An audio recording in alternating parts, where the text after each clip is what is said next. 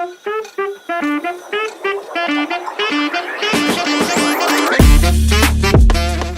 Krishna, welcome to our channel the way of law. तो अब आज हम लोग क्या पढ़ेंगे? आज हम लोग पढ़ेंगे इलेक्ट्रॉनिक रिकॉर्ड्स के बारे में, ठीक है।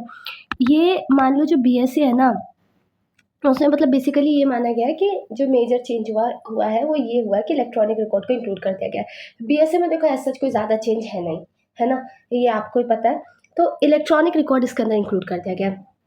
अब ये जो इलेक्ट्रॉनिक रिकॉर्ड है ना, ये हमारा सेक्शन 61 से लेकर 63 बीएससी में दे रखा है। Indian 65 A and B, yes I am right, 65 A और बी इंडियन एविडेंस एक्ट में इसकी बात करी गई थी। अब ये जो सेक्शन 61 है ये न्यू सेक्शन है, ठीक है। बाकी ये जो तो पुराने हैं, हाँ थोड़े बहुत चेंजेस हो चुके हैं, जैसे 63 में और चीज़ें डाल दी गई हैं तो थोड़े बहुत चेंजेस हो गए हैं। अब सेक्शन 61 क्या कहता है, मैं अगर आपको एकदम पहले समझाती हूँ, फिर मैं आपको डायरेक्ट भी आप लोग के लिए रीड कर दूँगी, ठीक है। तो सेक्शन 61 इतना कहता है, नया सेक्शन है, वो ये बोलता है ना कि जो डॉक्यूमेंट है ना उसके अंदर इलेक्ट्रॉनिक रिकॉर्ड भी आएगा। अब ये बात इन लोगों ने डॉक्यूमेंट की डेफिनेशन में भी कहा था, जब आपने बीएसए में डॉक्यूमेंट की डेफिनेशन पढ़ी थी। डॉक्यूमेंट की डेफिनेशन 2D में है, डी फॉर डॉक्यूमेंट है ना, तो वहाँ पे है क्या लिखा है उसके अंदर, जो उसका लास्ट लाइन था उसमें लिखा था and includes electronic and digital records. तो इसी बात का पुष्टिकरण करने के लिए सेक्शन 61 डाला गया है, ठीक है, कि किसी को वहाँ पे ना समझ आए तो यहाँ पे समझ लो। अब भाई चेंज किया है, बोला गया है कि इलेक्ट्रॉनिक रिकॉर्ड के लिए चेंज किया गया, तो उसे हाईलाइट तो करेंगे ना, तो सेक्शन 61 यही कहता है।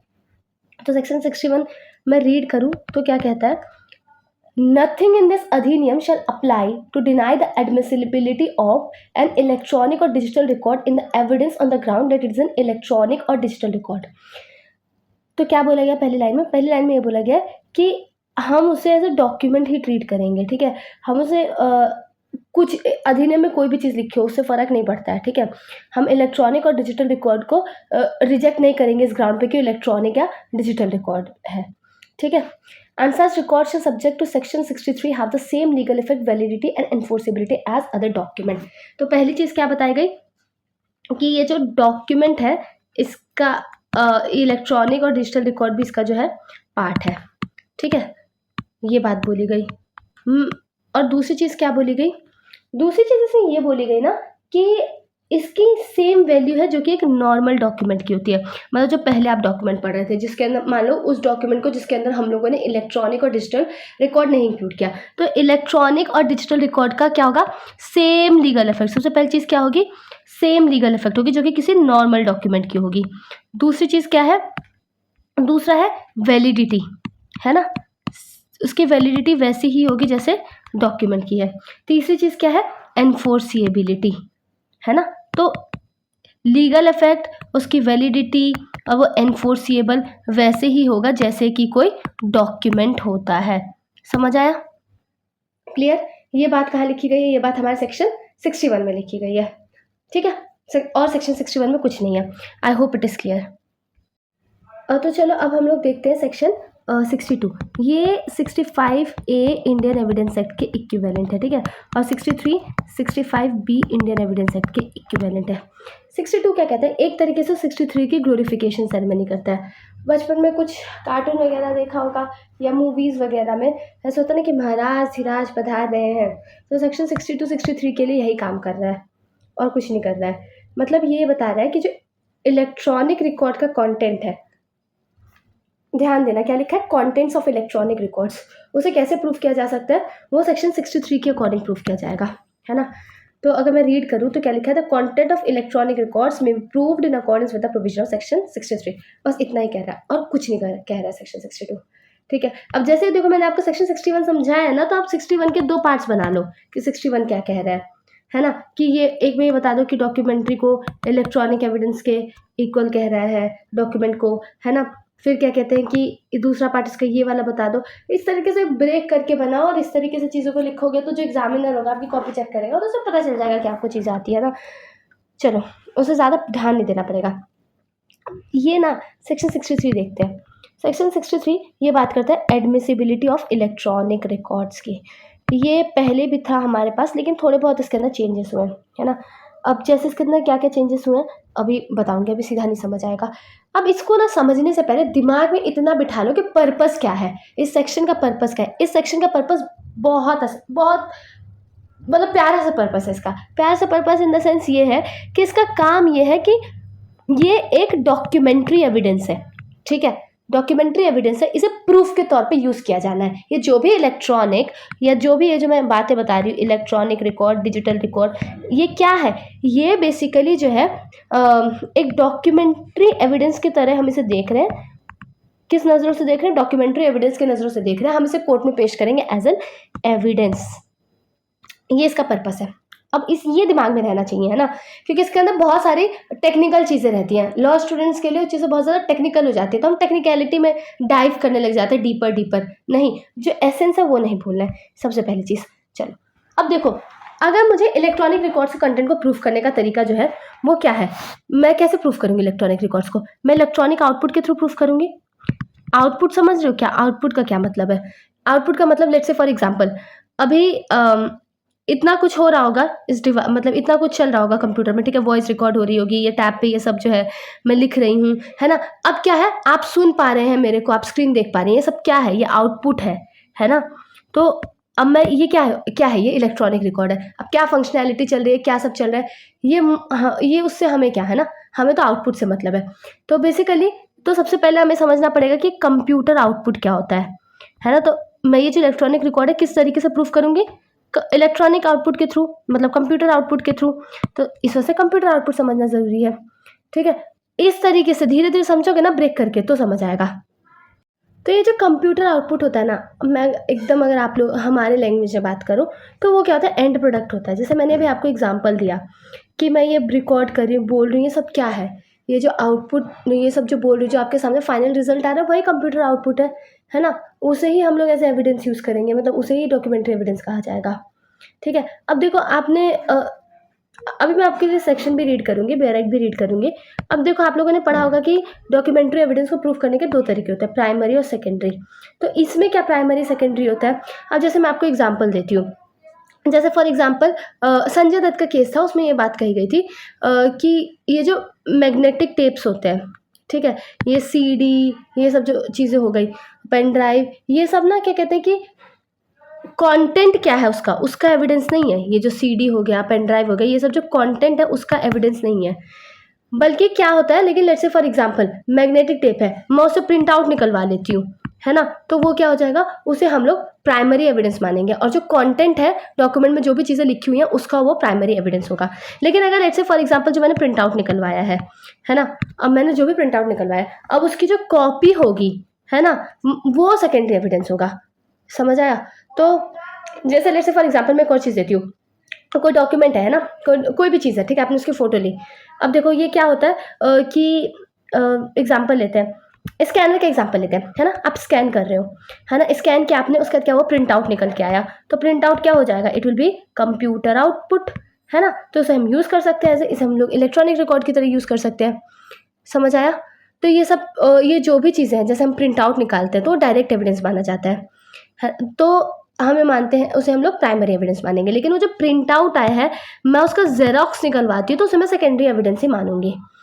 तो जो कुछ भी कंप्यूटर में पड़ा हुआ है वो इलेक्ट्रॉनिक रिकॉर्ड है ना। अब जो इलेक्ट्रॉनिक मीडियम में जो चीज़ें होती हैं वो कैसे होती हैं, मतलब बिट्स एंड बाइट्स में होती हैं, है ना। हम उसे देख नहीं सकते, समझ नहीं सकते हैं, है ना। जो सीडी वगैरह होती है, सीडी, और वो होती थी ना, आई थिंक कैसेट्स होती थी, रील होती थी, ये सब, है ना। तो हम उसे मतलब समझ नहीं सकते हैं देख के, हमें पता नहीं चल सकता है ना। तो अब क्या होता है कि उसे हमारी लैंग्वेज में जब वो कन्वर्ट होता है ना, तो तब क्या बनता है, वो जो भी हमारी लैंग्वेज है, तब वो क्या बन जाता है, तब वो कंप्यूटर आउटपुट बनता है, हमें समझ आता है, उसे एज ए हम लोग डॉक्यूमेंट्री एविडेंस की तरह यूज़ करते हैं, ठीक है। अब मैं आपके लिए ये रीड करती हूँ पहला वाला पार्ट। इसके अंदर बहुत सारे पार्ट्स हैं, लेकिन सबसे पहले 63 का 1 रीड करती हूँ। अच्छा, इसके अंदर चेंजेस क्या है मैं आपको ये भी बताऊंगी। लिखा है not with standing anything contained in this अधिनियम। तो नॉट विथ स्टैंडिंग का मतलब क्या है, मतलब नॉट विथ स्टैंडिंग का मतलब क्या है, मतलब ये ओवर राइड करेगा, इससे ऊपर कोई नहीं है, मैं ही ऊपर हूँ, ठीक है। Any information contain in an electronic record, ठीक है, कोई भी इंफॉर्मेशन जो कि इलेक्ट्रॉनिक रिकॉर्ड में, इलेक्ट्रॉनिक रिकॉर्ड मतलब कुछ भी हो सकता है, ठीक है। तो जो भी इलेक्ट्रॉनिक रिकॉर्ड में है, मेरे मोबाइल में, मेरे लैपटॉप में, कहीं पे भी हो सकता है, which is printed on paper, है ना। एक एक चीज का ध्यान लो, इस तोड़ के लिखो, which is printed on paper, stored या जैसे स्टोर कर रखा है, या फिर रिकॉर्डेड, है ना। इनका तो मतलब समझ आ रहा है ना, printed on paper, stored, recorded और कॉपीड इन ऑप्टिकल और मैग्नेटिक मीडिया। ऑप्टिकल मीडिया किसे कहते हैं, जैसे सीडी हो गया, ठीक है। और मैग्नेटिक मीडिया के एग्जाम्पल टेप रिकॉर्डर्स, कैसेट्स, है ना, हार्ड डिस्क, फ्लॉपी डिस्क, इन सब की बात करी जा रही है। या फिर सेमीकंडक्टर मेमोरी। सेमीकंडक्टर मेमोरी पहले नहीं था, अब ये वर्ड डाला गया सेमीकंडक्टर मेमोरी, ठीक है। तो सेमीकंडक्टर मेमोरी क्या है, सेमीकंडक्टर मेमोरी में बेसिकली ये जो कंप्यूटर, लैपटॉप, ये सब होते हैं ना, सब एक तरीके से सेमीकंडक्टर होते हैं। रैम, रोम, पेन ड्राइव वगैरह, इन सबको मैं सेमीकंडक्टर की कैटेगरी मान सकती हूँ, ठीक है। So which is produced by computer. तो दोबारा इतना रीड करती हूँ क्योंकि एक एक वर्ड का मतलब समझाते तो मे बी आपको थोड़ा प्रॉब्लम हुआ होगा। Notwithstanding anything contained in this अधिनियम, any information contained in an electronic record which is printed on paper, stored, recorded or copied in optical or magnetic media or semiconductor memory, which is produced by a computer or any communication device or otherwise stored, recorded or copied in any electronic form। तो यहाँ पे जो लिखा है ना communication device, पहले ये communication device नहीं था, अब कम्युनिकेशन डिवाइस भी इंक्लूड हो गया, ठीक है। या फिर मतलब किसी भी इलेक्ट्रॉनिक फॉर्म में वो स्टोर्ड है, रिकॉर्डेड है, कॉपीड है ना, तो उसे हम लोग क्या मानेंगे, डॉक्यूमेंट ही मानेंगे। कम्युनिकेशन डिवाइस का एग्जांपल, सबसे बढ़िया एग्जांपल स्मार्टफोन्स, है ना, तो इसे हम लोग क्या मानेंगे, इसे हम लोग डॉक्यूमेंट मानेंगे। तो ये जो सारी चीज़ें हैं जो मैं आपको बता रही थी कि ऐसे स्टोर है, जैसे प्रिंट किया जाएगा, स्टोर, रिकॉर्ड, ये सब क्या है, ये सब हमारा कंप्यूटर आउटपुट ही तो है। समझ आया? आप मुझे बस आप लोग के लिए ज़्यादा हेक्टिक ना हो, मुझे इसका थोड़ा डर लग रहा है। तो कहने का मतलब ये है कि हम उसे डॉक्यूमेंट मानेंगे, मुझे आगे कोई प्रूफ देने की ज़रूरत नहीं है ना, उसे हम डॉक्यूमेंट मान लेंगे। लेकिन कुछ कंडीशंस हैं उसे सेटिस्फाई करना होगा, है ना। वो क्या कंडीशंस है, वो मेरा 63 के 2 में दे रखा है। तो कहने का मतलब ये है कि जो हमारे कंप्यूटर आउटपुट होते हैं, हम इलेक्ट्रॉनिक रिकॉर्ड्स की बात करते हैं, तो इलेक्ट्रॉनिक रिकॉर्ड्स बेसिकली क्या होते हैं, कंप्यूटर आउटपुट, है ना। तो जो हमारा कंप्यूटर आउटपुट है, हम उसे क्या मानेंगे, देखो सुनते रहो ध्यान से तो ही समझ आएगा। देखो मैंने पूरी कोशिश करी कि आप लोग को समझ आए कि ये जो हमारे कंप्यूटर आउटपुट है, हम लोग इसे क्या मानेंगे, डॉक्यूमेंट, ठीक है। आगे मुझे कोई प्रूफ भी देने की ज़रूरत नहीं है, लेकिन कंडीशन एक है कि वो क्या कंडीशन है, वो कंडीशन ये है कि 63 क्लॉज 2 में कुछ चीज़ें दी गई हैं, उसे फुलफिल कर लो, ठीक है। चलो 63 क्लॉज 2 पे चले। वो ये क्या कहते हैं, हम रीड करते हैं, फिर मैं आपको इसका एक समरी दूंगी, ठीक है। 4 कंडीशंस है, ABCD। पहला वाला मैं रीड करती हूँ। पहले क्या कहता है, the computer output containing the information was produced by the computer और communication device during the period over which the computer was use regularly to create, store और process information for the purpose of any activity regularly carried on over that period by the person. तो मतलब क्या कहते हैं कि ये normal course of business में जो भी काम, मतलब आपके कंप्यूटर में जिधर से भी आप प्रूफ करना चाह रहे हैं, जो भी आपका कंप्यूटर है, कम्युनिकेशन डिवाइस है, उसमें ये सब जो चीज़ें, ये जो आप चीज़ें इंफॉर्मेशन क्रिएट कर रहे हो, स्टोर कर रहे हो या प्रोसेस कर रहे हो, या आप रेगुलरली कर रहे हो उसके अंदर, ठीक है। ये नहीं रेगुलरली वो सब काम चल रहा हो, ये नहीं कि कल ही आपके पास कंप्यूटर आया और कल ही उसके अंदर सब चीज़ें स्टोर हो गई हैं, ऐसा थोड़ी होता है, ठीक है। कि कल ही आया आपके पास और आज ही आपने सब प्रिंट कर दिया और आज ही वो सब क्या बन गया, डॉक्यूमेंट बन गया। क्लियर? अब हम लोग बात करते हैं पहली कंडीशन, क्लियर। दूसरा क्या लिखा है, during the set period information of the kind contain in the electronic record और of the kind from which the information so contain is derived was regularly fed into the computer in the ordinary course of set activities. तो regularly feed करना है आपको वो चीज़, है ना। जैसे कुछ भी रेगुलरली आप इंफॉर्मेशन फीड कर रहे हो, जैसे मैं आपको एग्जाम्पल दे रही हूँ। आप क्या कर रहे हो कि किसी का, मैंने भी एग्जाम्पल सुना था जब मैंने अपने टीचर से पढ़ा था, कि ये था कि आप सपोज क्या करें कि फ़ोन टैपिंग कर रहे हो, ठीक है। तो अब क्या कर रहे हो, फ़ोन टैपिंग कर रहे हो और आप क्या कर रहे हो, उसे रिकॉर्ड कर रहे हो, है ना। तो क्या कहते हैं कि मान लो बॉम्ब की कोई बात है ना, आपने एक ही दिन रिकॉर्डिंग शुरू करी और 2 मिनट की कन्वर्सेशन के अंदर आपको बॉम्ब का पता लग गया, तो अटपटा नहीं है थोड़ा? तो रेगुलरली आप क्या हो, टैप कर रहे हो और एक दिन आपको बात पता चली हो। समझ आया? है ना? अब आप बोलोगे कि क्या पता हो सकता है ऐसा? देखो हो तो बहुत कुछ सकता है, पर छोड़ो वो हम क्या ही डिस्कस करें, है ना? फिर सी, throughout the material part of the said period the computer communication device was operating properly, or if not then in respect of any period in which it was not operating properly or was out of operation during that part of the period was not such as to affect the electronic record or the accuracy of its content। तो मतलब क्या है कि खराब नहीं होना चाहिए, ठीक है, ठीक ठाक काम चल रहा हो, है ना? और ठीक से नहीं भी चल रहा हो, कंप्यूटर को मार के चलाना पड़ रहा हो, तो उससे जो है, जो भी हमारा इलेक्ट्रॉनिक रिकॉर्ड है उसके जो कंटेंट है वो ना खराब हो जाए, मतलब वो ना हैम्पर हो, उसकी एक्यूरेसी पे कोई आँच ना आए, ठीक है? अगर आप मार के भी चला रहे हो मान लो, है ना? तो भी मतलब जो कंटेंट है उसकी एक्यूरेसी पे कोई भी फ़र्क नहीं आना चाहिए, ठीक है? चलो, अब इस लास्ट क्या कहता है?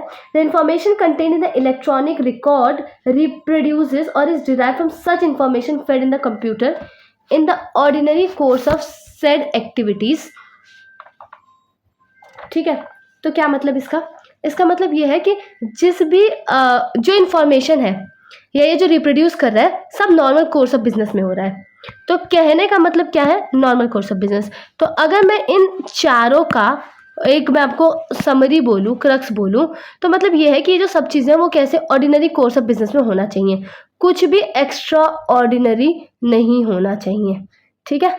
तो क्या है कि बस ये है, अगर समराइज किया जाए तो कंप्यूटर जो था ठीक से काम कर रहा था, है ना? इट वॉज वर्किंग प्रॉपरली, और सब काम जो हो रहा था ऑर्डिनरी कोर्स ऑफ बिजनेस में हो रहा था, ठीक है? ये नहीं कि आपको कल प्रूफ देना है तो अचानक से आप टैप किए और आपके पास इंफॉर्मेशन आ गया, दे, ठीक है? ये इसमें कोई चेंज नहीं है। मतलब हाँ, ये जो कम्युनिकेशन डिवाइस है पहले नहीं था, लेकिन अभी जो है ये आ गया है। समझ आ गया इतना? चलो, 63 का 3 हमें क्या बताता है? 63 का 3 हमें ये बताता है ना कि हम बोल रहे थे कि ये जो कंप्यूटर और जो कम्युनिकेशन डिवाइस है ये किस स्थिति में होने चाहिए, है ना? तो यहाँ पे इन लोगों ने बेसिकली 5 कैटेगरीज बताई कि इस स्थिति में है तो भी जो है हम इन्हें, इन 5 स्थिति में है तो भी हम इन्हें क्या कहते हैं कि मान लेंगे, मतलब उसे हम लोग एज ए डॉक्यूमेंट मान लेंगे, है ना? अगर रीड करते हो तो आपको समझ आएगा। Where over any period the function of creating, storing और processing information for the purpose of any activity regularly carried on over that period as mention in clause A of subsection 2 was regularly performed by means of one or more computers or communication device, whether in standalone mode, on a computer system, on a computer network, on a computer resource, enabling information creation or providing information processing and storage or through an intermediary। अब इनका मतलब समझो। तो ये मैंने क्या बताया कि ये जो भी हमारा काम है, देखो यहाँ पे क्या लिखा है? क्रिएटिंग, स्टोरिंग और प्रोसेसिंग इन्फॉर्मेशन। तो ये जो भी हमारा काम है, क्रिएट, स्टोर करना, इन्फॉर्मेशन प्रोसेस करने का, वो क्या कहते हैं कि क्या ज़रिया था, किस तरीके से हो रहा था? एक कंप्यूटर लिखा, वन और मोर कंप्यूटर, क्या चीज़ लिखी है? एक है एक से ज़्यादा कंप्यूटर मिलके साथ में कर रहे हो, या फिर कम्युनिकेशन डिवाइस। अब इनका कोई स्थिति होगा, मे बी वो स्टैंड अलोन मोड में हो सकते हैं। स्टैंड अलोन मोड क्या होता है? स्टैंड अलोन मोड मतलब ये होता है कि वो बेसिकली चीज़ें होती है कि जो कि इंडिपेंडेंटली काम करती हैं, मतलब कोई एक होस्ट कंप्यूटर से उन्हें जोड़ने की ज़रूरत नहीं है, दे विल फंक्शन इंडिपेंडेंटली, लिखा है ना स्टैंड अलोन, ठीक है? दूसरा हमारे पास क्या है? Computer system. तो कंप्यूटर सिस्टम आपको समझ आई, है ना? तो या फिर communication device, whether stand alone mode में हो या कंप्यूटर सिस्टम हो, या फिर कंप्यूटर नेटवर्क। कंप्यूटर नेटवर्क क्या होता है? सी में क्या लिखा है? Computer network.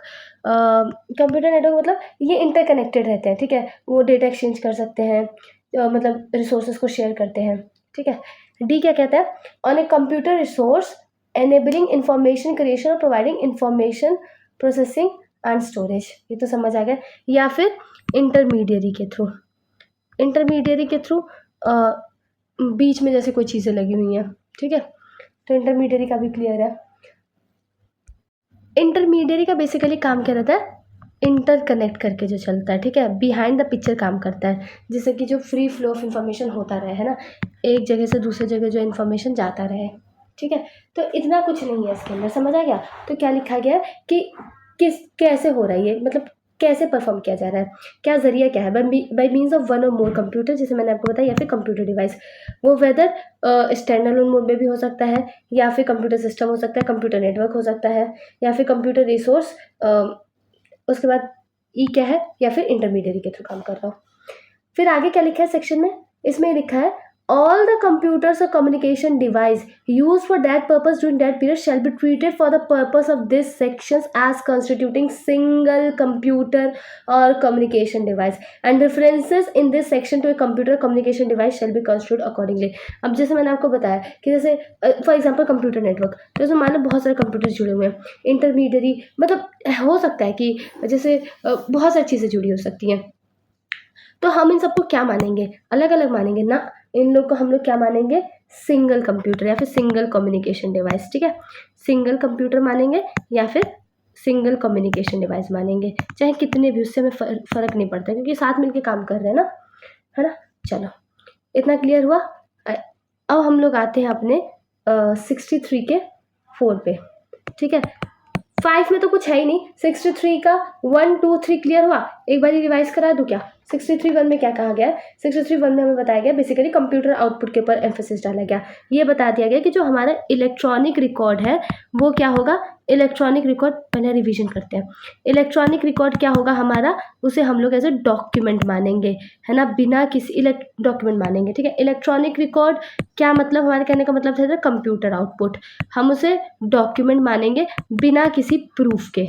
ठीक है, लेकिन माई handwriting is very bad, बिना किसी प्रूफ के, लेकिन कुछ कंडीशंस है जिसे सेटिस्फाई करना होगा। वो कंडीशंस कहाँ पे दे रखी थी, 63 के 2 में दे रखी थी। वो 4 कंडीशंस हम लोगों ने पढ़ी। मतलब इसमें ये बताया गया था कि जो भी हो कंप्यूटर ठीक ठाक चल रहा होना चाहिए और ऑर्डिनरी कोर्स ऑफ बिजनेस में काम हुआ हो। अब किस ज़रिए के थ्रू ये जो हम इंफॉर्मेशन क्रिएट स्टोर प्रोसेस करें, किस ज़रिए से हो रहा था, वो 63(3) में बताया गया था कि वन और मोर कंप्यूटर या कम्युनिकेशन डिवाइस, या और उसके अंदर भी 5 चीज़ें थी, stand alone mode, computer system, computer network, है ना, उसके बाद फिर कंप्यूटर रिसोर्स, फिर इंटरमीडियरी, ये सब था। ठीक है, और इन सबको हम क्या मानेंगे, बहुत सारे मिलके भी कंप्यूटर काम कर रहे हो तो हम इसे क्या मानेंगे, सिंगल कंप्यूटर मानेंगे। ठीक है, चलो अब बात करते हैं हम लोग 63 का 4। 63 का जो 4 है वो किसकी बात करता है, वो बात करता है सर्टिफाई करने की।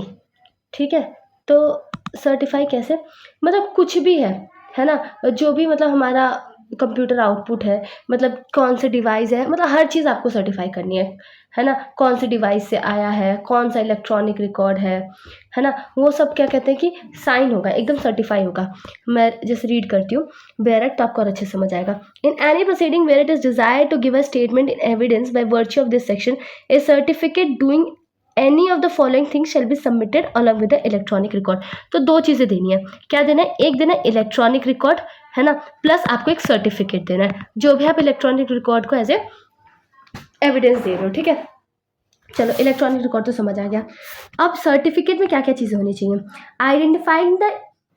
Identifying the electronic record containing the statement and describing the manner in which it was produced. ठीक है, तो क्या कहते हैं, सबसे पहले आपको क्या करना पड़ेगा कि आपको इलेक्ट्रॉनिक रिकॉर्ड को आइडेंटिफाई करना होगा, मतलब बताना होगा कि मैं सर्टिफिकेट में बताना होगा कि मैं इस इलेक्ट्रॉनिक रिकॉर्ड की बात कर रहा हूँ, पहली चीज़।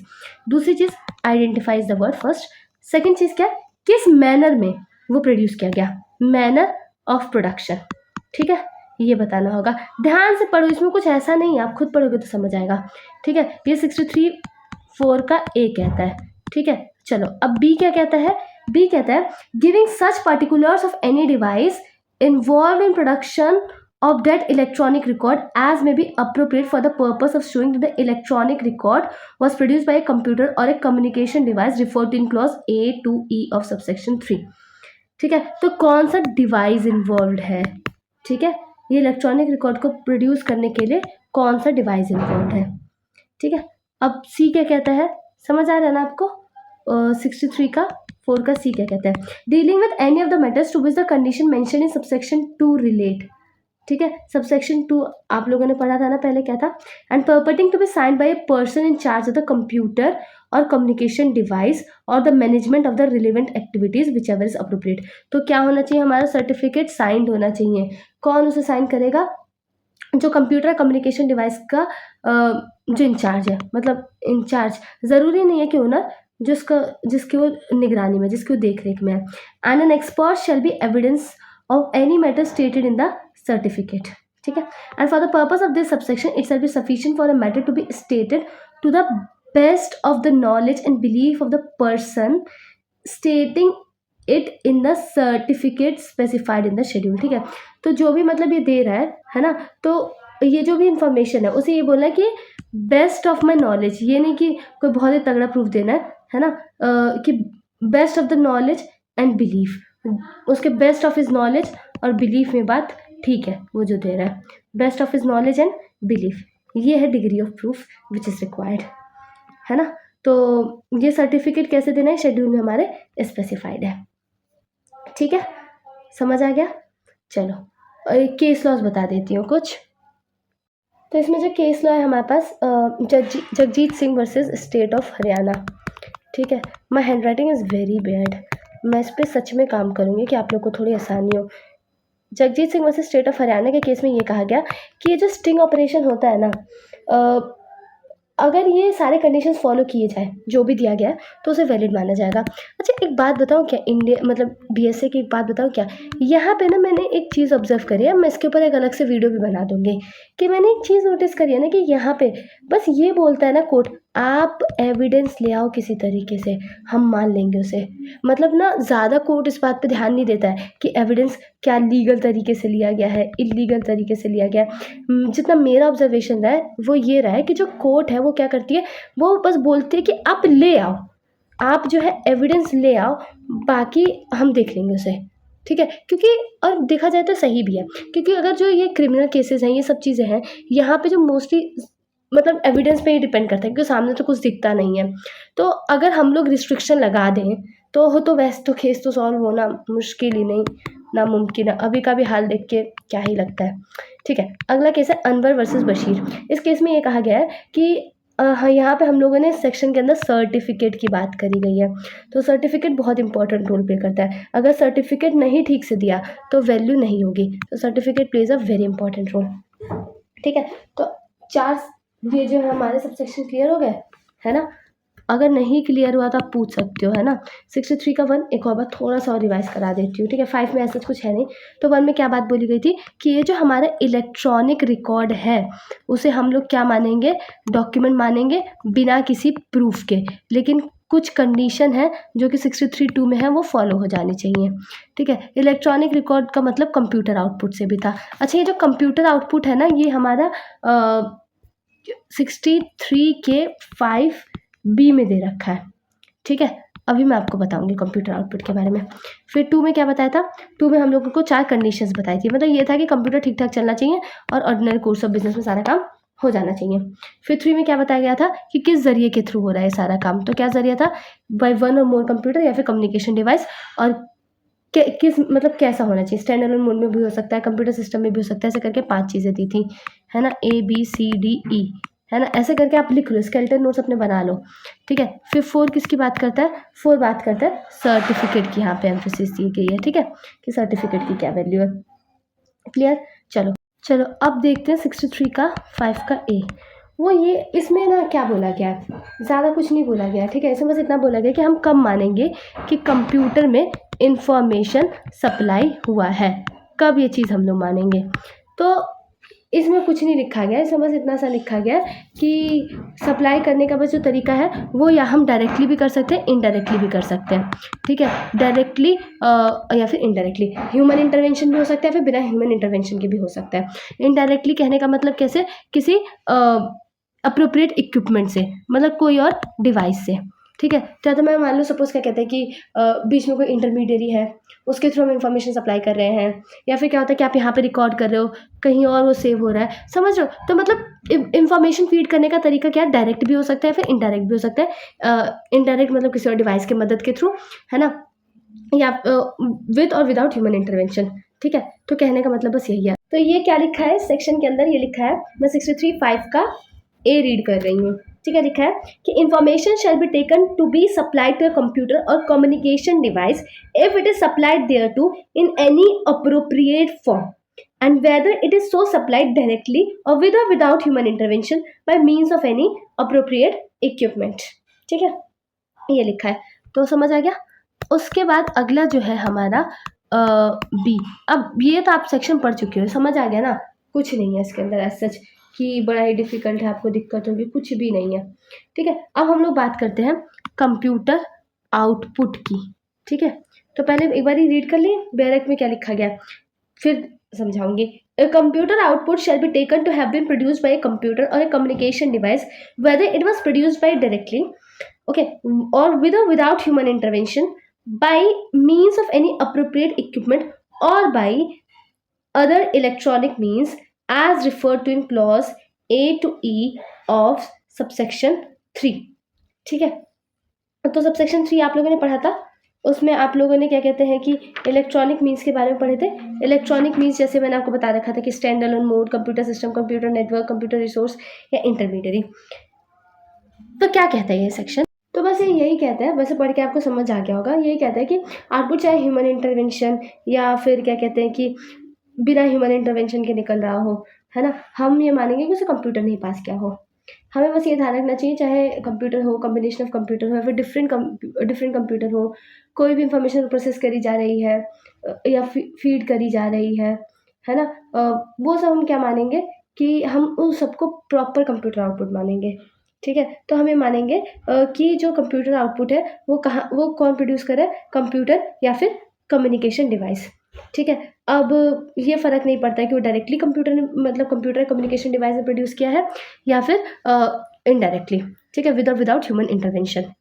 ठीक है, यहाँ पे क्या कहा जाएगा, कंप्यूटर आउटपुट हम मानेंगे कि किसने प्रोड्यूस किया है, कंप्यूटर आउटपुट कहाँ से आएगा, कंप्यूटर या फिर कम्युनिकेशन डिवाइस।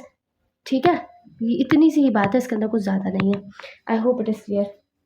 ठीक है, बस ध्यान किस बात का रखना है, इस बात का ध्यान रखना है कि उसे रेगुलरली फीड किया जा रहा है ना, वो जैसे नॉर्मली काम हो रहा है ना, मतलब नॉर्मली उस पर काम होना चाहिए, और हमें वो जो 4 कंडीशंस थी उसे सेटिस्फाई करना है। ठीक है, 4 कंडीशंस है, उसे सेटिस्फाई करना है। तो हमें एक चीज़ का ध्यान रखना है कि कोई भी इलेक्ट्रॉनिक एविडेंस है, हम स्टोर कर रहे हैं, ट्रांसमिट कर रहे हैं किसी भी डिजिटल या इलेक्ट्रॉनिक फॉर्म में, हम उसे ट्रायल में यूज़ कर सकते हैं। ठीक है, बीएसए में जो हमारे प्रोविजंस हम उसे ट्रायल में यूज़ कर सकते हैं। इंडियन एविडेंस एक्ट में बेसिकली हमारा आईटी एक्ट की वजह से आया था, आईटी एक्ट 2000 की वजह से आया था। हावेवर कोई भी इलेक्ट्रॉनिक रिकॉर्ड एक्सेप्ट करने से पहले कोर्ट को डिटरमाइन करना पड़ेगा, पहली चीज़ कि क्या वो रेलेवेंट है या नहीं। हम पता है क्या करते हैं, मैंने इस सेक्शन में ये देखा, मैंने इसको थोड़ा सा समय ज़्यादा दे सेक्शन को, क्यों, क्योंकि हम लोग क्या करते हैं, इस सेक्शन थोड़ा टेक्निकल है, तो हम इसके टेक्निकलिटीज़ में इतना समय दे देते हैं कि इसका एसेंस भूल जाते हैं, लेकिन इसका एसेंस नहीं भूलना है। सबसे पहले हम ले सकते हैं कोई भी इलेक्ट्रॉनिक और डिजिटल रिकॉर्ड, लेकिन पहले हमें चेक करना है कि क्या वो रिलेवेंट है ना, और फिर हमें देखना है कि क्या वो ऑथेंटिक है। ये हमें चीज़ों का ध्यान रखना है ना, वेदर इट इज़ रेलेवेंट और ये ऑथेंटिक है या नहीं। ठीक है, फिर उसके बाद क्वेश्चन ये उठता है कि क्या वो प्राइमरी एविडेंस होगा कि नहीं होगा, है ना, तो उसके लिए आपने 1 देख ही लिया था, है ना, तो यहाँ पे बोला गया कि प्राइमरी एविडेंस होगा अगर जो 2 में कंडीशंस है वो सेटिस्फाई हो जाए, हमें उसे फर्दर प्रूफ की ज़रूरत नहीं देनी पड़ेगी। ठीक है, तो यही सब चीज़ें हैं। ठीक है, समझ आ गया क्या मतलब है, तो हम दे सकते हैं, है ना, इलेक्ट्रॉनिक और डिजिटल रिकॉर्ड, बस ध्यान रखना है कि रेलेवेंट होना चाहिए और ऑथेंटिक होना चाहिए। और उसके बाद फिर हम लोगों ने क्या बोला कि वो जो 4 कंडीशंस है उसको सेटिस्फाई करे। ठीक है, कि वो काम जो है रेगुलरली हो रहा है, कंप्यूटर ठीक है, अगर ख़राब भी हो रहा है, मार के भी उसे चलाया जा रहा है, तो जो डॉक्यूमेंट है, मतलब जो भी कंटेंट है उस पर ज़्यादा असर नहीं पड़ रहा है इसका, है ना, तो इन्हीं सब बातों का ध्यान रखना है। I hope it is clear. If this any doubt do mention the comment box, है ना। मैं समझती हूँ थोड़ा टेक्निकल है ये, देखिए मैं समझाने की पूरी कोशिश करूँगी। अगर मैंने पढ़ा है, आप ही लोगों के लिए पढ़ा है, आप ही लोग को अच्छे से समझ आया ताकि, है ना, नहीं आता आराम से बोलो, मैं पूरी कोशिश करूँगी, है ना, कि मैं उसे सॉल्व कर सकूँ। मुझसे नहीं होता है, I will ask to my seniors. The thing is आपका डाउट क्लियर हो जाएगा। ठीक है, thank you for watching this video. Hare Krishna. Video तो एंड हो चुकी है, पर आप हमसे कनेक्ट कर सकते हैं हमारे इंस्टा आईडी पे, लिंक डिस्क्रिप्शन में दिया गया है। और ऐसी और वीडियोस देखने के लिए हमें सब्सक्राइब करें। हरे कृष्णा।